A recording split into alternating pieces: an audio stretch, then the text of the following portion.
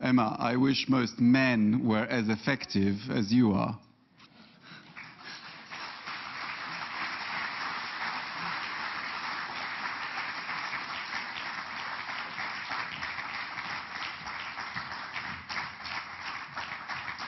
Thanks. Oh, I cannot do justice to your many accomplishments. I am glad that you have given such a strong backing to the Community of Democracies, which we launched in Warsaw in 2000.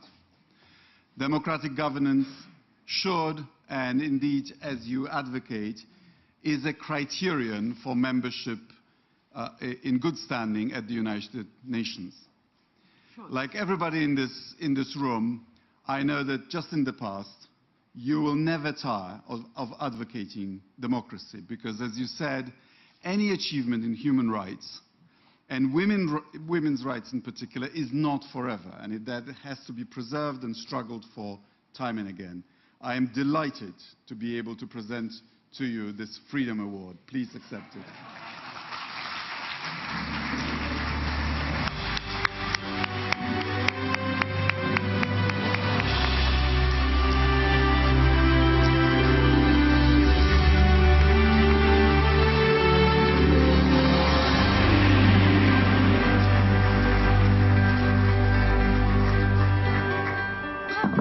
Don't go away, I will be short.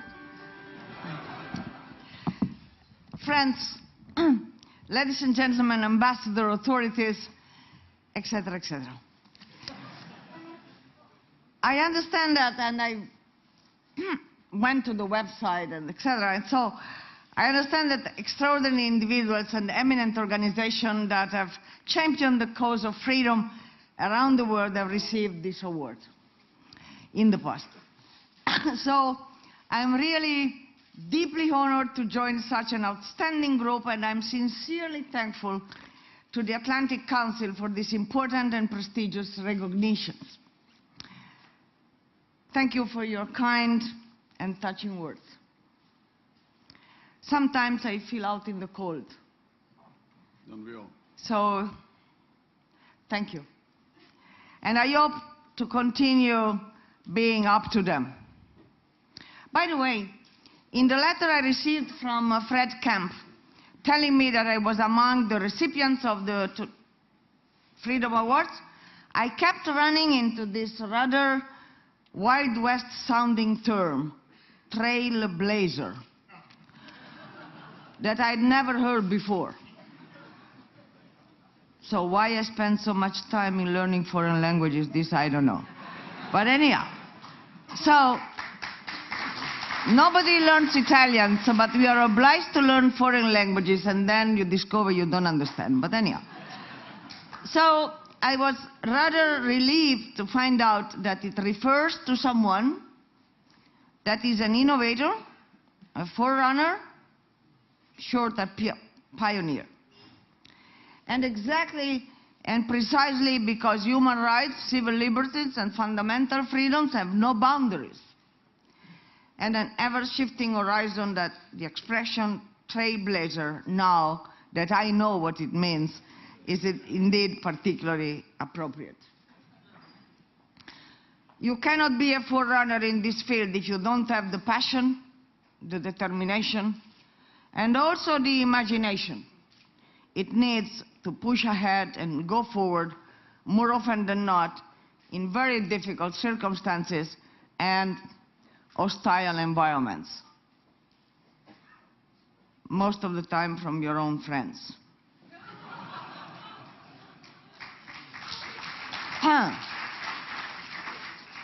In many countries, mine for example, during these 2 days of debate, the issue of democracy being at risk in our society was at the center of our discussions.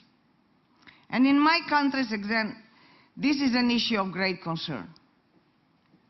Democracy has been taken for granted for too long,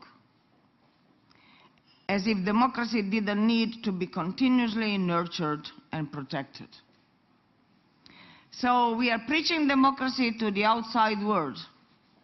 Sometimes we forget our own situation.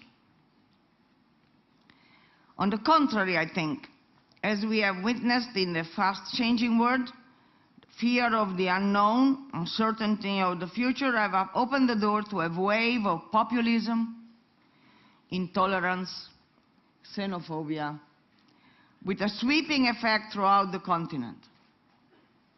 Populism in particular is a disease that threatens the checks and balance of liberal democracy. And strengthening transatlantic leadership of global values is the Council mission, and if so, finding the way on how to live together, combining freedom and diversity within the rule of law is our big challenge for the still young 21st century. A challenge to which we must respond in a more effective and trailblazing way, whether on this side or on the other side of the Atlantic. Rod, I'm Italian by birth, by love, by culture. I'm a European by determination and by passion. I am a global citizen because human rights are no different from Siberia to South Africa, from Asia to Latin America. And I'm glad that I'm here today with you, with good friends, with Anna Palacio and President Brok. I saw we just spent 2 days exciting debating in Berlin inside the European Council on Foreign Relations exactly what to do. And I simply hope that whatever the complexity, people keep telling you, oh, the situations are very complex, which is the departing point of doing almost nothing. I've never seen in my life a simple situation anyhow. But yes, behind this very complicated issue, there are very simple points. For instance, and I'm talking to my Arab friends and African friends, it's high time that you stop cutting your children, right? Stop female genital mutilation.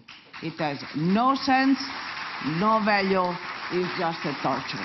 So in the meantime, we look for any kind of broad revolution, a simple, very simple point. I want a worldwide ban against female genital mutilation. Please join. Well done. Congratulations. Andiamo.